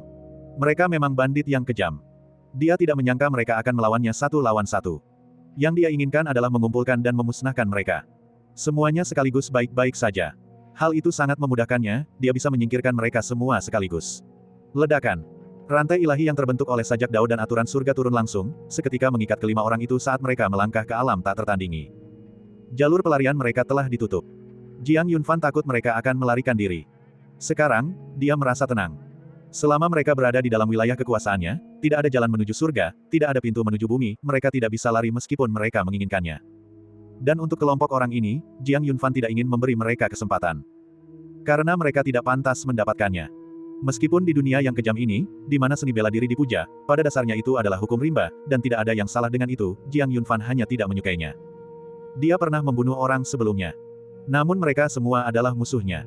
Adapun mereka yang tidak memiliki keluhan atau dendam, Jiang Yunfan tidak pernah menyakiti mereka sedikitpun. Sejak kemunculan Jiang Yunfan, semua orang yang dibunuhnya adalah orang-orang yang memang pantas mati. Semua yang dilakukannya didasari oleh hati nurani yang bersih. Dengan memandang ke langit dan ke bumi, tindakan dan perbuatannya dapat dibuktikan oleh langit dan bumi. Inilah Dao yang ada di dalam hati Jiang Yunfan. Meskipun aturan dunia ini menetapkan bahwa kekuatanlah yang menentukan kebenaran, dia akan menggunakan Dao-nya sendiri untuk menciptakan surga dan bumi yang baru. Ledakan. Cahaya ilahi berkedip-kedip di tangan Jiang Yunfan. Kemampuan ilahi, tangan tertinggi. Pada saat itu juga, 4 teknik jari, teknik telapak tangan, segel tangan, dan teknik kepalan tangan, menyebar di langit, lalu turun dengan dahsyat. Deru itu mengguncang surga. Pria kasar itu, yang berada di alam kaisar manusia tingkat ke-6 dan bergegas ke garis depan, langsung ditindas oleh Jiang Yunfan. Darah menyembur dengan deras. Selain dia, 4 orang lainnya juga mengalami luka parah. Mulut mereka penuh darah. Namun, Jiang Yunfan sama sekali tidak merasa kasihan kepada mereka. Ekspresi kelima orang yang terluka parah akibat ulah Jiang Yunfan berubah drastis, dipenuhi kengerian yang luar biasa. Mustahil. Bagaimana mungkin ini terjadi? Yang terlemah di antara mereka memiliki kultivasi alam kaisar manusia surga keempat. Bagaimana mungkin orang berambut putih itu, hanya dengan alam kaisar manusia tingkat 3 surga, dapat melukai kelima orang itu dengan satu pukulan? Di hadapan kekuatan absolut Jiang Yunfan, pandangan dunia mereka benar-benar berubah. Bagaimana mungkin dia bisa sekuat itu? Dia bukan berasal dari sekte, bukan pula dari aliran tertentu, apalagi dari keluarga bangsawan. Dia hanyalah seorang kultivator lepas biasa, bagaimana mungkin dia bisa sekuat itu? Bagaimana mungkin dia bisa seperti itu? Meskipun kelima orang itu merasa ngeri, mereka juga merasa enggan. Membandingkan diri dengan orang lain bisa sangat menjengkelkan. Melihat ekspresi mereka, Jiang Yunfan tersenyum dan berkata, rentan. Memang, rentan. Meskipun tangan tertinggi telah menyebar di langit barusan, Jiang Yunfan sebenarnya hanya melakukan satu gerakan. Kalian semua pantas mati. Sambil menatap mereka, Jiang Yunfan berkata dingin, teknik-teknik ampuh terkumpul di telapak tangannya. Jika dia menyerang, kelima orang itu pasti akan mati. Kelima orang itu tidak dapat menghindari teknik pembunuhannya di dalam wilayah Jiang Yunfan. Merasakan niat membunuh itu, kelima orang tersebut langsung panik. Sikap arogan dan mendominasi mereka lenyap seketika, dan mereka semua memohon belas kasihan. Belas kasihan. Kamilah yang gagal mengenali Gunung Tai, tolong, maafkan kami. Kami bersumpah tidak akan pernah melakukan perbuatan seperti itu lagi. Ya, kami bersumpah. Melihat mereka, langkah Jiang Yunfan tidak berhenti, dia terus berjalan ke arah mereka. Dan melihat Jiang Yunfan, kelima orang itu ketakutan setengah mati. Saudaraku, kita semua adalah kultivator bebas, mengapa kita harus saling membunuh? Tolong beri kami jalan untuk hidup. Pria kasar itu menatap Jiang Yunfan, berbicara dengan suara gemetar. Lalu, ketika kalian membunuh orang-orang kala itu, apakah kalian memberi mereka jalan untuk hidup? Jiang Yunfan bertanya dengan dingin, jika aku yang kalah sekarang, maukah kau memberiku jalan untuk hidup? Mendengar kata-kata itu, kelima orang tersebut langsung terdiam, tidak mampu mengeluarkan suara. Kami hanya ingin menjadi lebih kuat, apa salahnya? Salah satu dari mereka, dengan mata merah, meraung ke arah Jiang Yunfan, dunia persilatan pada dasarnya adalah dunia di mana yang kuat memangsa yang lemah, dan hanya yang terkuat yang akan bertahan. Ada ribuan cara untuk menjadi lebih kuat, jadi mengapa kamu memilih jalan ini? Jiang Yunfan berbicara dengan tegas, mengapa orang lain harus berlatih mati-matian hanya untuk menjadi batu loncatan bagimu? Kamu mengatakannya dengan begitu mudah. Menanggapi pertanyaan Jiang Yunfan, pria kasar itu tertawa getir, seolah-olah dia sudah menerima kematian, siapa yang akan memilih jalan yang bengkok jika mereka bisa menempuh jalan kultivasi yang benar. Ketika kami pertama kali tiba di dunia Tian'a, kami sama seperti kalian, penuh semangat dan ambisi. Bukan berarti kami tidak berpikir untuk menjadi kuat melalui usaha kami sendiri. Namun dunia ini pada dasarnya tidak adil. Jika benar-benar adil, mengapa perlu ada peringkat saat memasuki dunia Tian'a? Mendengarkan kata-kata pria itu, Jiang Yunfan tidak bergerak. Dia mengamatinya dengan tenang. Melihat Jiang Yunfan tidak melanjutkan aksinya, pria itu melanjutkan, kami berlima bersaudara hanya ingin hidup, hanya untuk hidup. Awalnya, kami berencana merampokmu, meningkatkan kultivasi kami, dan kemudian pergi ke ibu kota Dewa Haoiwei untuk memperebutkan kekayaan itu. Pada saat itu, pria itu tertawa getir. Tapi kami tidak menyangka akan menemui jalan buntu, dan kami menerimanya. Lakukanlah. Harta benda. Jiang Yunfan mengangkat alisnya. Ya, beberapa bulan yang lalu, kabar datang dari ibu kota suci Haoiwei. Dikatakan bahwa reruntuhan kuno seorang ahli hebat dari zaman kuno telah muncul, berisi keberuntungan yang sangat kuat. Kami bersaudara juga ingin mencoba keberuntungan kami, tetapi kami tidak menyangka. Ibu kota ilahi Haoiwei, sekali lagi ibu kota ilahi Haoiwei. Jiang Yunfan sedikit menyipitkan matanya. Baiklah, aku tidak akan membunuhmu hari ini, tetapi sebagai harga atas perbuatan jahatmu, aku akan melumpuhkan kultivasimu. Bukankah itu terlalu berlebihan? Jiang Yunfan berkata dengan lemah, kau menginginkan kemampuanmu, atau nyawamu? Kau yang pilih. Mendengar itu, mata kelima pria itu berkedip, jantung mereka berdebar kencang. Pada akhirnya, mereka memilih opsi yang kedua. Untuk hidup. Mereka ingin hidup. Bagian 989. Jiang Yunfan menepati janjinya, hanya saja melemahkan kultivasi mereka. Dia tidak mengambil nyawa mereka. Hal ini karena Jiang Yunfan tersentuh oleh kata-kata pria kasar itu. Siapa yang akan memilih jalan kejahatan jika mereka bisa menempuh jalan kebenaran? Sederhananya, mereka tertindas oleh dunia ini. Sedangkan soal keadilan, keadilan seperti apa yang ada? Mungkin ada miliaran makhluk hidup di dunia ini, dan Jiang Yunfan percaya bahwa orang-orang seperti mereka bukanlah minoritas. Faktanya, jika dihadapkan pada pilihan, kebanyakan orang akan seperti mereka. Semua orang tahu bahwa orang-orang yang menyedihkan pasti memiliki sisi yang patut dibenci, tetapi mereka sering mengabaikan bagian kedua dari pepatah itu. Orang-orang yang penuh kebencian harus mengalami penderitaan yang tragis. Bukan berarti Jiang Yunfan berhati lembut, membunuh mereka tidak akan mengubah apapun. Oleh karena itu, Jiang Yunfan bersedia memberi mereka kesempatan untuk melumpuhkan pertanian mereka dan memulai dari awal. Yunfan, hatimu masih terlalu lembut. Dalam kesadaran ilahinya, roh pupil menghela napas pelan sambil memperhatikan Jiang Yunfan melepaskan kelima orang itu. Jika itu dia pasti sudah membunuh mereka. Para pelaku kejahatan seperti itu pantas mati. Dia tidak akan merasa bersalah karena membunuh mereka. Berhati lembut. Jiang Yunfan menarik kembali kekuatannya, turun dari langit, dan berkata sambil tersenyum, orang yang baik hati tak terkalahkan. Betapa orang baik hati itu tak terkalahkan. Murid spirit terkekeh. Ketika saya masih muda, ayah saya mengajari saya bahwa seorang pria harus memiliki semangat, tetapi tidak boleh terlalu sombong atau mengandalkan cara-cara licik. 7 bagian kepalan tangan besi, 3 bagian hati yang penuh belas kasih, kata Jiang Yunfan pelan, inilah yang diajarkan ayahku padaku. Pada saat itu, sosok Jiang Tianyi dan Luo Yunge tampak berkelebat di mata Jiang Yunfan. Sejak kecil, paman-pamanku selalu mengatakan aku mirip ayahku, tetapi semakin dewasa aku menyadari bahwa aku juga memiliki sisi yang mirip ibuku. Di mataku, ibuku adalah orang paling baik di dunia ini. Sejak kecil, ibu saya mengajari saya bagaimana bersikap, membantu orang miskin, dan berbuat baik kepada orang lain. Jadi, terkadang saya lebih memilih percaya bahwa orang jahat bisa berubah daripada membunuhnya. Jika itu ibuku, dia pasti akan melakukan hal yang sama. Kamu memiliki orang tua yang baik. Mendengar kata-kata Jiang Yunfan, roh murid berkata pelan, berbuat baiklah ketika kebaikan memang pantas diberikan, bunuhlah ketika pembunuhan memang pantas dilakukan. Ayahmu mengajarimu untuk teguh, dan ibumu mengajarimu belas kasih. Itulah mengapa nilai-nilai Anda begitu luhur. Pertahankan pola pikir ini, dan di masa depan, kamu pasti akan menjadi penerus Dewa Naga yang paling luar biasa. Aku sudah seperti itu. Jiang Yunfan berkata sambil tersenyum, dan roh pupil tidak membantah pernyataan ini. Memang benar adanya. Saat ini, Jiang Yunfan telah melampaui semua penerus Dewa Naga sebelumnya. Dia telah mencapai posisi yang belum pernah dicapai siapapun sebelumnya.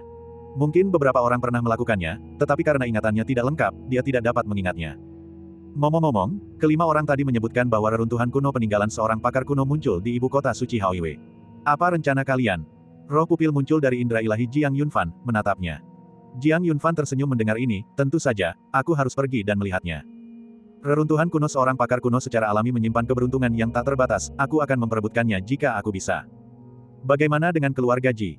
Bagaimana dengan keluarga Ji? Jiang Yunfan berkata dengan acuh tak acuh, sekarang, perselisihanku dengan keluarga Ji sudah terselesaikan, kita urus saja urusan kita sendiri. Kapan kita berangkat? Sekarang. Mata Jiang Yunfan berbinar-binar cemerlang. Mereka baru saja mengatakan bahwa reruntuhan kuno ini telah muncul selama lebih dari sebulan, dan dia khawatir akan terlambat jika mereka pergi lebih lama lagi.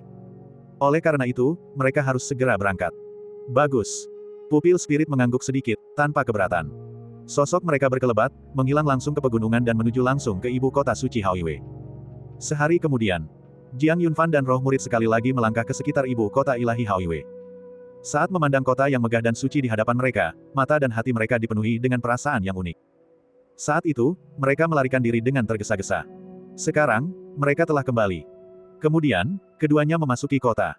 Kabar tentang reruntuhan kuno seorang ahli di ibu kota suci Haoiwei telah menyebar ke seluruh wilayah timur. Bahkan melampaui wilayah timur. Oleh karena itu, Haoiwei Divine Capital sangat ramai selama periode ini. Kota itu dipenuhi oleh para ahli dan petani amatir dari seluruh penjuru. Bahkan sekte dan aliran keagamaan pun ingin terlibat dan mengklaim bagiannya. Lagi pula, itu adalah reruntuhan kuno. Keberadaan seperti itu adalah harta karun bahkan di alam surgawi, tak seorang pun mampu menolak godaan ini. Lagi pula, jika seseorang memperoleh keberuntungan, mencapai puncak kesuksesan bukanlah hal yang mustahil. Ada banyak contoh seperti itu. Melihat kota yang dipenuhi para ahli, mata Jiang Yunfan berbinar tajam. Jiang Yunfan masih sangat menantikan acara besar seperti itu. Dengan reruntuhan kuno seorang ahli sebagai pemicunya, kemungkinan besar semua ahli dan jenius dari seluruh wilayah timur akan berkumpul di ibu kota ilahi Haoiwei. Itu bagus. Ini adalah kesempatan bagus untuk menanyakan keberadaan Su Yonghuang. Untuk melihat apakah dia berada di wilayah timur. Setelah memasuki kota, Jiang Yunfan menemukan sebuah penginapan untuk menginap sambil menunggu kabar. Tentu saja, dia tidak hanya menunggu dengan diam saja. Sembari menunggu informasi tentang reruntuhan kuno, dia juga berkeliling ibu kota suci Haoiwei, mengumpulkan informasi intelijen. Setelah beberapa hari, Jiang Yunfan pada dasarnya telah memahami beberapa hal. Ternyata, sebulan yang lalu, keluarga Ji, yang menguasai wilayah timur, dengan cepat bertindak untuk mengamankan reruntuhan kuno begitu ditemukan di ibu kota suci Haoiwei, dan kemudian sekte dan sekolah di dalam ibu kota suci Haoiwei juga mengirimkan pasukan untuk berpartisipasi. Nah, reruntuhan kuno ini pada dasarnya telah terbagi-bagi. Adapun para pakar dan jenius yang datang dari wilayah timur, mereka semua sedang bernegosiasi dengan keluarga Ji. Lagi pula, di wilayah timur, keluarga Ji adalah penguasa sejati. Tidak ada seorang pun yang bisa melewati keluarga Ji. Tentu saja, mereka tidak memiliki keberanian. Lagi pula, di wilayah timur, tidak ada seorang pun yang berani menantang keluarga Ji. Ini menunjukkan kekuatan keluarga Ji. Pada saat yang sama, Jiang Yunfan juga menanyakan kabar tentang Su Yonghuang. Sejauh ini, tidak ada yang mengenal orang ini, bahkan namanya pun belum pernah terdengar. Meskipun tidak ada petunjuk, hal itu masih dalam batas yang dapat diterima oleh Jiang Yunfan. Lagi pula, alam surgawi itu sangat luas. Wajar jika dia tidak berada di wilayah timur. Ibu kota ilahi Haoiwei, keluarga Ji. Sejak pertempuran terakhir, luka-luka Ji Wushuang telah lama sembuh, dan bahkan di bawah inspirasi Jiang Yunfan, tingkat kekuatan Ji Wushuang kembali meningkat. Langsung memasuki alam kaisar manusia alam 9 surga. Tidak lama lagi dia akan mampu memberikan dampak pada alam fenomena surgawi. Saat itu, Ji Wushuang baru saja keluar dari aula utama keluarga Ji, wajahnya tampak tidak begitu baik, dan dia langsung pergi ke kamar tidur saudara perempuannya, Ji Fengwu. Saudari. Ji Wushuang berseru, dan Ji Fengwu menoleh, memandang Ji Wushuang sambil terkekeh, kau sudah berlarian seharian, pasti lelah. Lelah, aku tidak lelah.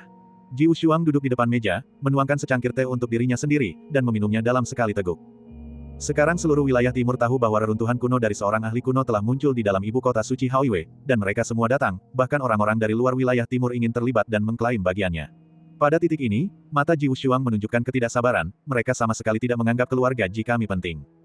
Di dalam wilayah timur saja tidak cukup, tetapi saya ingin melihat siapa dari luar wilayah timur yang berani datang. Normal. Ji Fengwu berjalan mendekat, menatap adik laki-lakinya yang gelisah, lalu terkekeh, lagi pula, ini adalah reruntuhan kuno, siapa yang tidak akan iri. Masalah-masalah ini tentu akan ditangani oleh ayah. Ngomong-ngomong, sudahkah kamu menyiapkan apa yang ayah minta? Mendengar ini, Ji Wushuang tersenyum dan berkata, tentu saja, kemunculan reruntuhan kuno ini adalah saat yang tepat bagiku untuk memberikan dampak pada alam fenomena surgawi.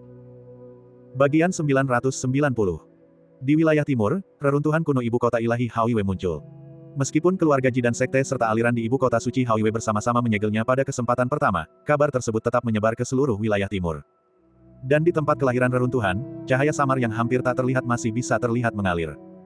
Bahkan dari kejauhan, orang bisa merasakan kekuatan Ki yang luar biasa yang merembes keluar dari dalam segel tersebut. Reruntuhan kuno itu memang luar biasa. Pada saat ini, ibu kota ilahi Haoiwe telah mengumpulkan hampir semua kekuatan teratas dari wilayah timur. Tentu saja, ada juga banyak sekali penggarap lepas yang sangat kuat. Semua datang untuk melihat reruntuhan kuno. Mereka semua ingin mencoba peruntungan. Untuk melihat apakah mereka cukup beruntung untuk menjadi anak terpilih dari reruntuhan kuno. Lagi pula, jika seseorang memperoleh warisan, mereka pasti akan melambung menuju kebesaran.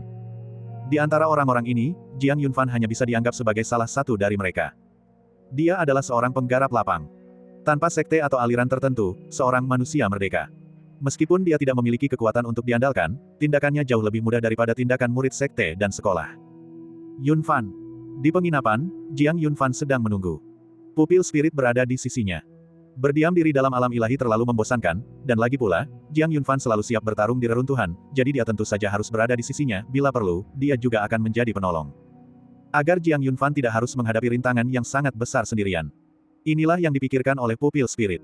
Tentu saja, kali ini, roh murid sebenarnya tidak terlalu berharap banyak pada Jiang Yunfan terkait reruntuhan kuno. Lagi pula, semua tokoh terkemuka di wilayah timur telah berkumpul di ibu kota ilahi Haoiwe. Menunggu reruntuhan terbuka. Jiang Yunfan saat ini hanyalah seorang kultivator lepas biasa. Bagaimana mungkin dia bisa bersaing dengan mereka? Dia tidak mungkin menang. Dalam perjalanan ini, terlepas dari apakah kalian memperoleh warisan keberuntungan dari reruntuhan atau tidak, kalian harus segera meninggalkan ibu kota ilahi Haoiwe, roh murid memberi instruksi dengan lembut. Jika ia memperoleh warisan kekayaan, Jiang Yunfan pasti akan menjadi musuh publik dari banyak pihak. Dan kelompok pasukan sekte di ibu kota suci Haoiwe ini pasti akan menganggap Jiang Yunfan sebagai duri dalam daging mereka. Lagi pula, klan reruntuhan lahir di ibu kota suci Haoiwe, dan jika keturunan mereka tidak mampu menghadapi kultivator lepas, bagaimana mungkin mereka bisa terlihat jika kabar ini tersebar?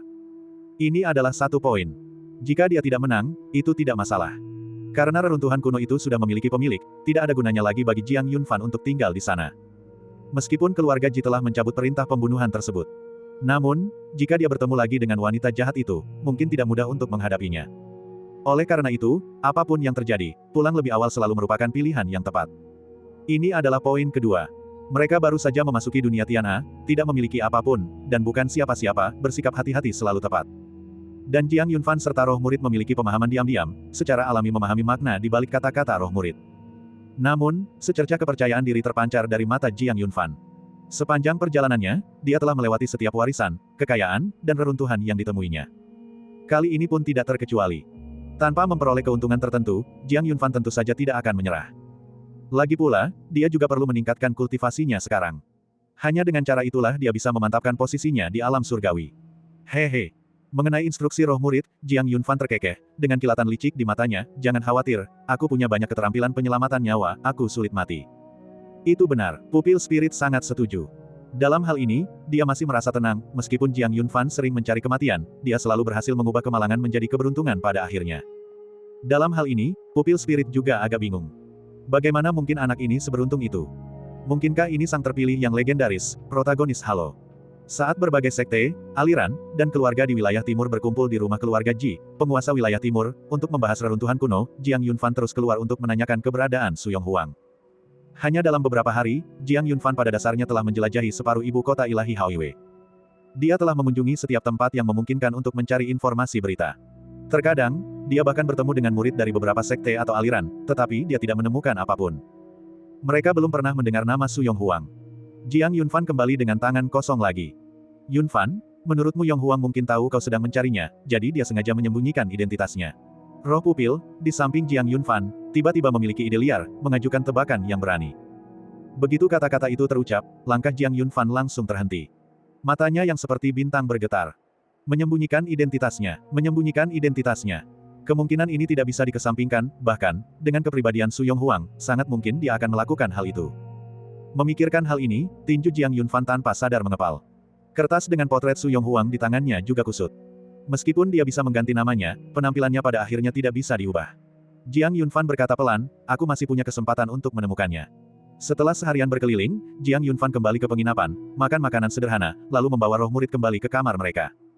Selama waktu itu, Jiang Yunfan terus-menerus berpindah tempat, mengabaikan kegiatan budidaya tanamannya. Namun, dia belum sepenuhnya rileks, dia masih bermeditasi dan merenung. Bukan berarti Jiang Yunfan tidak ingin berkultivasi. Hanya saja, dia baru saja tiba di alam surgawi dan terganggu oleh banyak hal, jadi meskipun dia berlatih, peningkatannya tidak akan signifikan. Dia akan menyusul setelah masalah itu berlalu. Keesokan harinya, pagi-pagi sekali, Jiang Yunfan baru saja mandi dan bangun tidur, dan saat ia turun untuk sarapan, ia mendengar sebuah berita. Berbagai kekuatan dari wilayah timur berkumpul di rumah keluarga Ji untuk membahas warisan reruntuhan kuno. Tidak jelas apa sebenarnya yang dibahas. Namun, hari ini keluarga Ji mengeluarkan perintah, reruntuhan kuno lahir di wilayah timur, dan semua orang di wilayah timur dapat berpartisipasi, tetapi pasukan dari luar wilayah timur tidak diizinkan memasuki reruntuhan kuno selangkah pun, jika tidak, mereka akan segera dieksekusi. Mendengar berita ini, Jiang Yunfan tak kuasa menahan senyumnya. Ini adalah kabar baik. Lagi pula, jumlah biarawan terlalu banyak dan bubur terlalu sedikit. Pasukan dari seluruh wilayah timur berjumlah ratusan, dan hanya ada satu reruntuhan kuno, rakyat mereka sendiri pun tidak dapat membaginya secara memadai, jadi bagaimana mungkin mereka membiarkan pasukan dari wilayah lain ikut campur. Adapun Jiang Yunfan, setelah diberi peringkat, dia langsung diteleportasi ke wilayah timur. Oleh karena itu, ia dianggap sebagai petani lepas di wilayah timur. Dia adalah orang dari wilayah timur. Dia mampu, dan memenuhi syarat untuk berpartisipasi dalam perebutan reruntuhan kuno tersebut. Kabar kedua adalah bahwa setelah reruntuhan kuno dibuka, untuk memastikan keadilan, semua sekte, sekolah, dan keluarga di wilayah timur tidak diizinkan untuk mengirimkan ahli ke sana, hanya para jenius mereka yang diizinkan memasuki reruntuhan dan memperebutkan warisan yang ditinggalkan oleh ahli kuno berdasarkan kekuatan mereka sendiri, siapapun yang memperoleh warisan tersebut, itulah keberuntungan mereka. Bahkan keluarga Ji, penguasa wilayah timur, pun tidak terkecuali. Langkah ini juga merupakan hasil diskusi dan kesepakatan bersama oleh semua kekuatan berpengaruh di seluruh wilayah timur. Mendengarkan para kultivator lepas yang berpengetahuan luas di penginapan membahas masalah ini, Jiang Yunfan tersenyum lebar, berseri-seri gembira, dan bahkan makanannya terasa lebih enak. Kekuatan utama hanya mengizinkan para prodigi untuk berkompetisi, bukan para pakar untuk masuk. Bukankah ini jelas-jelas mengarah pada rencana agar reruntuhan pakar kuno diserahkan ke tangannya? Mungkinkah ada hal sebaik itu? Jiang Yunfan makan dan tertawa bersamaan. Di sampingnya, pupil spirit, yang sedang lahap memakan bakpao, juga berhenti sejenak, lalu melirik Jiang Yunfan, ya Tuhan, kali ini stabil.